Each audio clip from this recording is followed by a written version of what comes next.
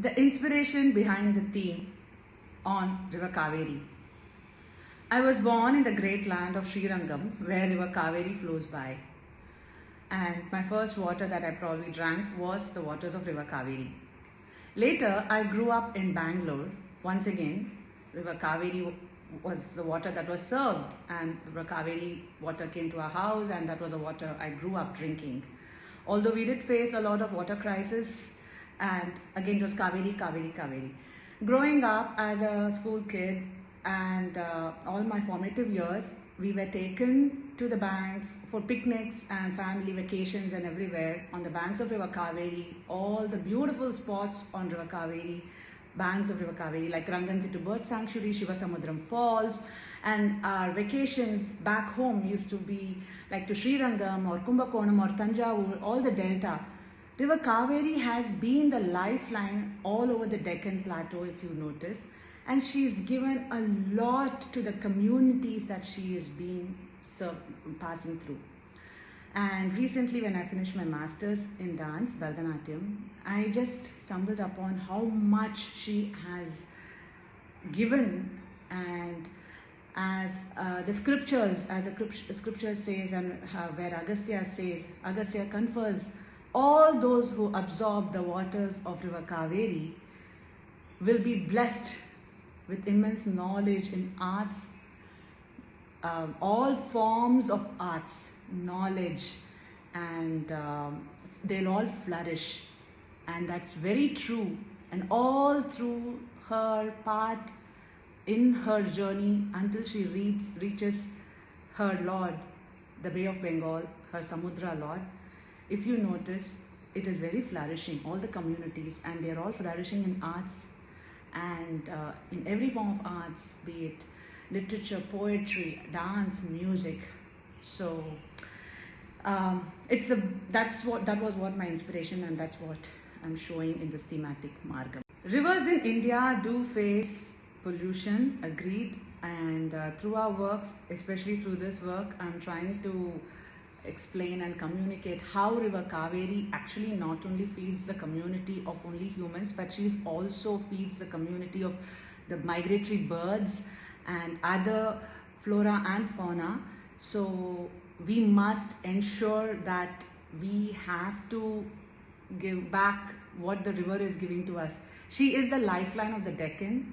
She has given us a lot to all the communities along her banks, and we have to ensure that the river is good so that she can give back for the future communities and future generations too.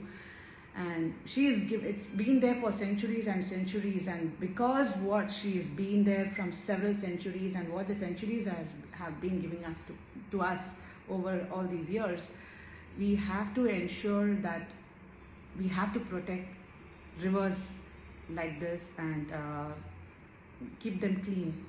And this is something that comes out through the production like this.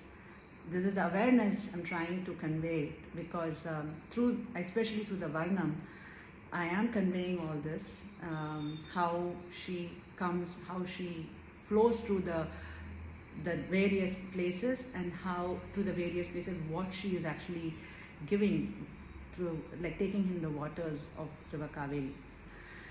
Glad in one way or the other, she's every year there is drought that goes through, and every year she gets filled through the rains. So in that way, the rivers, and she's a fast flowing river too, and she goes and empties herself into the Bay of Bengal. In that way, the pollution also goes. That's why she's also referred to one of the greatest rivers who can even wash away the sins or the pollution of even River Ganges, who comes, or River Ganga, who comes to River Kaveri to wash away her sin. So River Kaveri is considered to be even mightier or greater than River Ganga. So she is really one of the greatest rivers that we are blessed. We in the Deccan are very blessed to, have her flowing through our lands. Challenges we face when doing thematic margams like this. Very good question. When we're doing a thematic margam, often the compositions are not familiar. When we do a repertoire, usually the repertoire consists of very known compositions, and when a Rasika comes into a program, he or she wants to come with an expectation that they would like to see a familiar Varnam, like a Natakurinji Varnam or a Bhairavi Varnam or a Jatiswaram, known Jatiswaram or a known Tillana. However, when we do thematic margams, the compositions are composed specially for this thematic presentation. So we lose that kind of connection with the audience right there. But in this kind of presentation, I've made sure to keep the ragams more appealing to the audience, and I've also ensured to keep one item that is very, very close to the audience, which is very familiar, very famous composition by Gopalakrishna Bharati, which the audience will really like and engage themselves. So yes, it's a challenge, but I like to take up this challenge, and that is how you can get across your theme, and you can bring the awareness to the Rasikas. And Rasikas need to know all these, right? So yes, it's a challenge, but it's also nice to work. Dr. Lakshmi Ramaswamy's guidance has been a very big key instrument in this production. Madam's expertise and experience in this field of dance over a span of 35 years in all her productions has definitely helped me a lot. As a choreographer, we have so many ideas and we get lost, and we don't know sometimes which idea will land with the audience, and that's where you need someone with such an experienced artist, a scholar more than anything. Madam is a scholar, and a scholarly advisor is someone who can really guide you.